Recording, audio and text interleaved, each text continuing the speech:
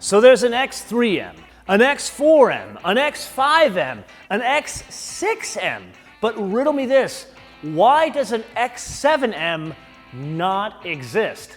Answer, because BMW always knew they were going to make the XM.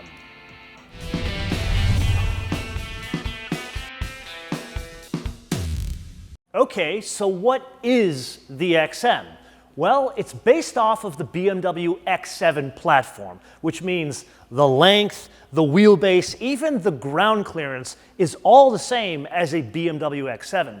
Where it diverges is obviously the design. We'll talk about that towards the end of the episode.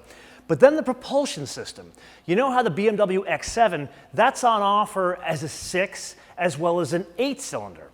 This is on offer only as a plug-in hybrid with a 4.4 twin-turbo V8.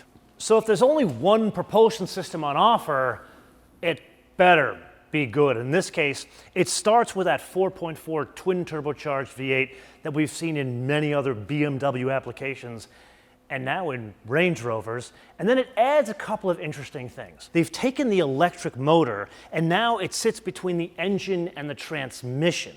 That changes the transmission. Yeah, it's still an 8-speed, but it's not a torque converter automatic. Instead, it's a wet dual clutch. Now, in terms of output, just the engine alone, 483 horsepower, 479 pounds of torque. That electric motor that sits between the engine and the transmission adds 194 horsepower and 332 pounds of torque. Total system output in the XM, which again, for the avoidance of doubt, is a standalone M car. There is no real BMW serial production equivalent. 644 horsepower and 590 pounds of torque. Then we need to look at the electric side of the hybrid propulsion system, and there it's based on a 25.7 kilowatt hour battery and a somewhat slow 7.4 kilowatt onboard charger. Those two things come together to give this 30 miles of full electric range. Top speed in electric mode, it is 87 miles an hour. Performance figures of a vehicle that, believe it or not, it is 6,662 pounds, which translates to 2,749 kilograms. 0 to 60, remember, this is a plug-in, 4.1 seconds. Top speed without the M driving package, 155 miles an hour. With the M driving package, 168 miles an hour. Now, there are two things that work in conjunction with that. Number one, they're trying to do some light weighting here. And one thing I find very humorous, the oil pan, so basically the sump underneath the engine, instead of making it out of some sort of metal, they've made it out of plastic to do some lightweighting in a 6,000-pound car. You and I need to touch upon a sizable departure from this, the X7, as well as the X6M and the X5M that we've driven many times before.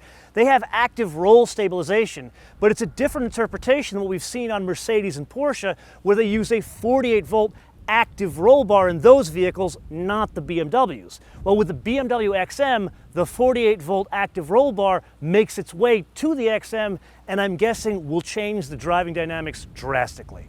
Now, it would stand to reason a vehicle this powerful and this heavy would require some additional strength to the overall structure. So it does borrow a page out of like the X6 and the X5M, the shearing plate underneath it, and in the front of the engine compartment, it has an additional cross brace. And then there's the inside. And this is where it becomes abundantly clear. The XM, yes, crazy performance figures, but this is all about the design.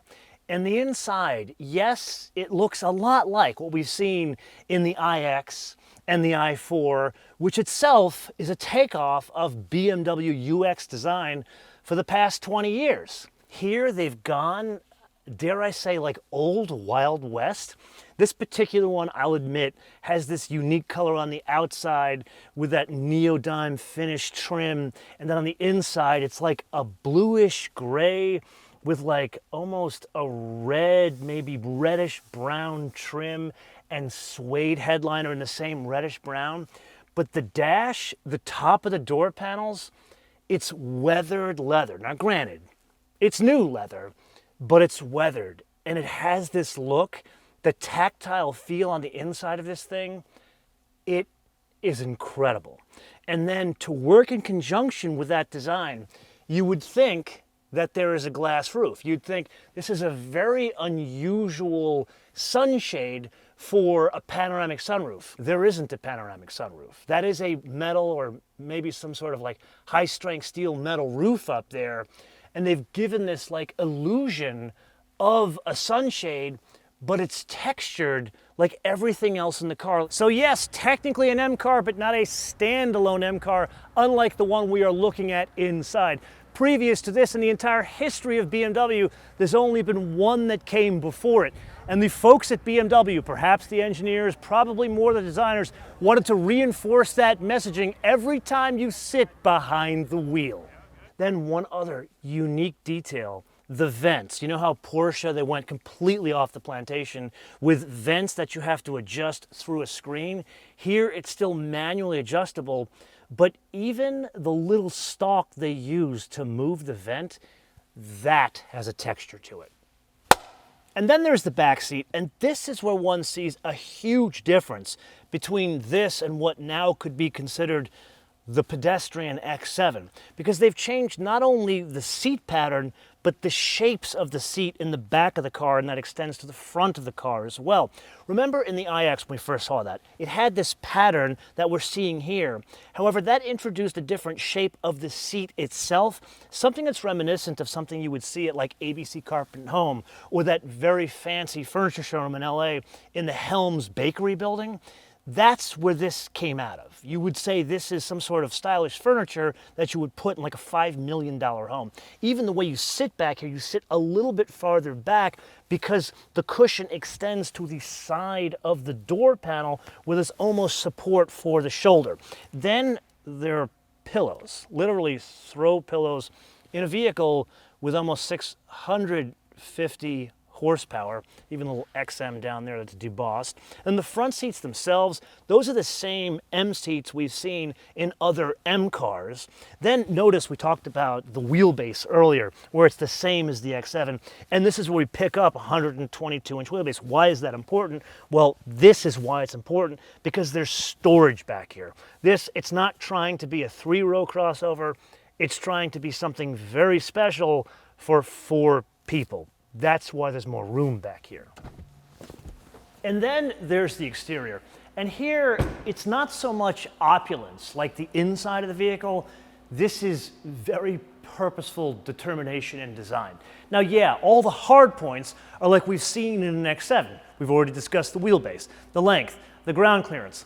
But everything else, you would be hard-pressed to see the X7 in this. It feels wider. It feels lower to the ground. It feels, I hate to say this, but you know I am not an SUV guy. I am not a practical human being, but this, unbelievably attractive in person. And it's one of those things where I could see someone would look at these things in pictures and say, it's just too much, especially with the front, meaning the big kidney grille.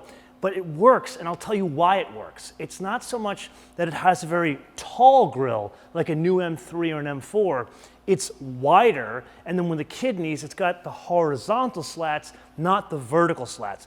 Put that together with the unique lighting signature in the front, the lighting around the kidney grille, and the very chiseled shape. Like if you were to look, there are haunches here on an SUV. Even the back, the spoiler is incorporated into the roof of the vehicle where it bows down into the center, bows back up, and then they accentuate that with the roundel etched in the glass. This, let me tell you a story I think is the best way for me to convey the interesting aspect of this design.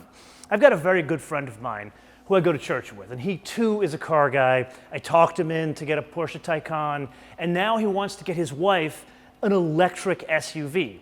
He wants to get the 580 Mercedes. And yeah, we saw the thing can go off-road, it's got plenty of power, but it's not attractive. So this is the kind of thing where I'm a Porsche guy. I am a Lotus guy. I don't like SUVs, yet this design alone would make me go to my friends and say, you know what? If you want some sort of electrification, the design alone stands out here. And that's why this thing works. Which brings us to what we know about the pricing. Believe it or not, what you are looking at is a production intent vehicle, but it also has a production intent price. The base price, 160 grand. Now, you and I both know in this bizarro economy, they will have no problem selling these things when people are lining up to buy a Lamborghini Urus or a Porsche Cayenne. This is actually more unique looking than both of those cars together. Granted, we'll have to put a pin in this discussion until we drive it. But then they are still going to have a more powerful version on offer.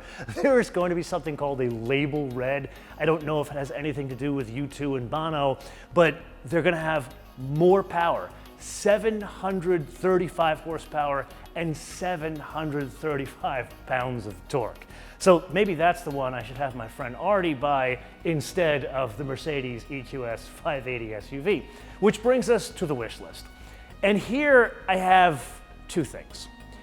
Number one, can we continue with more unique colors like this? Because I'm thinking a vehicle like this without the accent trim and in like white, this design wouldn't stand out. It really needs unique colors.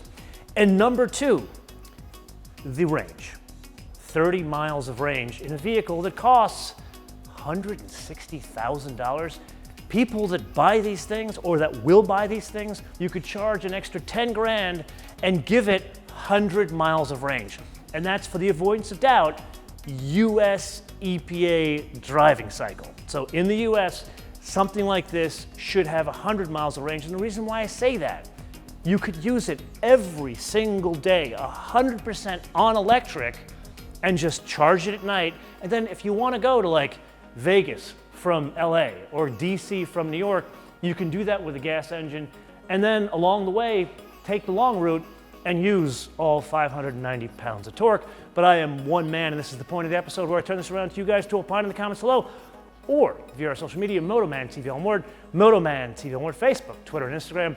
And with that, while I am here in Palm Springs shooting this vehicle, I will also be shooting the new BMW 7 Series. So until I see you in the next episode, bis später.